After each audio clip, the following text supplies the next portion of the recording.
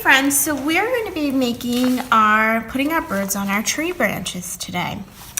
You're going to need to grab a triangle first, and we're going to be adding some glue to it. So set the project away, and on your table, gently pushing on your glue stick, you're going to go in little circles, and you're going to add some glue.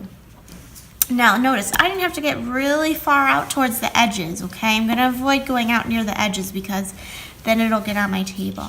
I'm going to take this and figure out where I want my bird to go, okay? So my bird's tail is going to go pointed side up, wide side down. Okay, so I'm going to put it maybe about right here. And then I'm going to rub it with my hand. So I like to put it in the middle of the branch.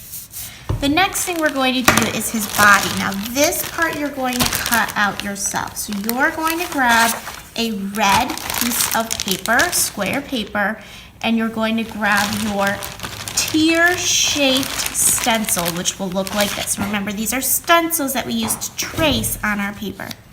So I'm going to use a pencil, and I'm going to take this, and I'm going to hold this tight with my hand, and I'm going to trace around that stencil just like this, having my pencil nice and close to the stencil so that I get that tear shape. I'm then going to take my scissors, and I'm going to remember the scissors rule that I don't want to put them in my face or cut my hair or clothing, and we're going to start to cut these with scissors. You want to make sure that your thumb is up and your 1 to 2 fingers is down at the bottom part of the scissors, and we're cutting away from ourselves. So this is a little tricky, my friends, because we have a rounded shape we have to cut out this time. So what you're going to do is really twist well with this other hand, that's your non-cutting hand, and that's going to give us a lot of control. So I'm going to cut, and the key thing when we have these rounded objects like this is to really turn slowly and cut nice big cuts. So I'm going to open really wide, and then slowly turn with the scissors so that I can get that rounded shape cut out. So again, open wide, close, and start to twist with my other hand where the rounded parts are. Little piece. Okay, so now we remember we're going to add the messy part to the messy side.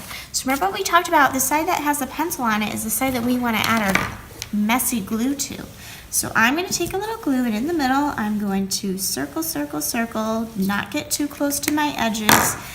Flip this over, and I want the shape to overlap the tip of my triangle. Remember, overlapping is when shapes touch each other. So this is going to come down a little bit over my triangle. I want to make sure the tip of that bird's head is not touching the paper, doesn't go over the paper, and I'm going to rub, rub, rub. So now I have his body and his tail. The last thing we're going to do for the paper is our bird's face. So you're going to grab an already cut out triangle, and we're going to add a little bit of glue to it. Remember, just a little bit in the middle is all you need. Pick it up, and you're going to do it so that where the face is, it's pointed side down. So I put the face about right up here, and now I have the head. Okay.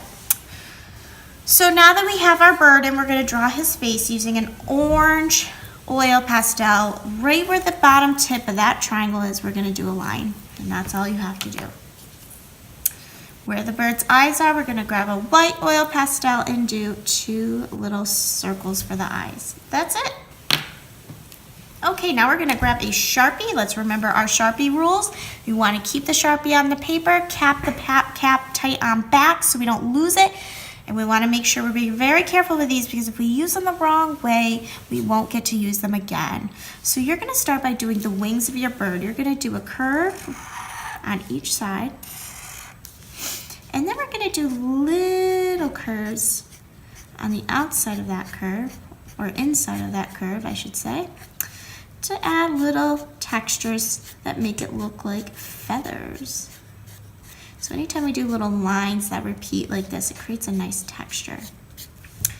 All right, now we're going to do 3 lines in the tail, and we're also going to now go ahead, and you can put some little lines for hairs coming off the head.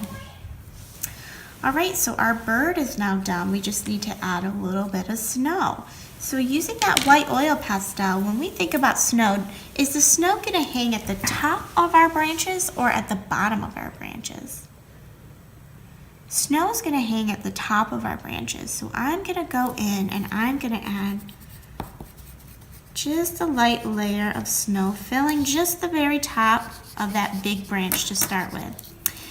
After you've gotten that big branch that's just the top of it filled, I'm gonna find the very tops of the little branches. So wherever you think the snow would hang. So maybe like right here, the top's about right here. So I'm avoiding the bottom. Wow, that looks great. Okay, so now we're gonna do little snowflakes, and our little snowflakes are just gonna be circles. So you're gonna add some circles all along your paper. We wanna put some in the foreground and the background. So not only do you have to put snowflakes on the back of your paper, but wherever you have your tree branches and your bird, you also wanna do a couple of snowflakes there as well. So all they are little circles, okay? We're not doing anything else, just those little circles. Now, at the bottom of our page, we're just gonna fill in with a little bit of white to look like a snowy ground. So we're just covering a little bit of the bottom with a little bit of white for a snowy ground.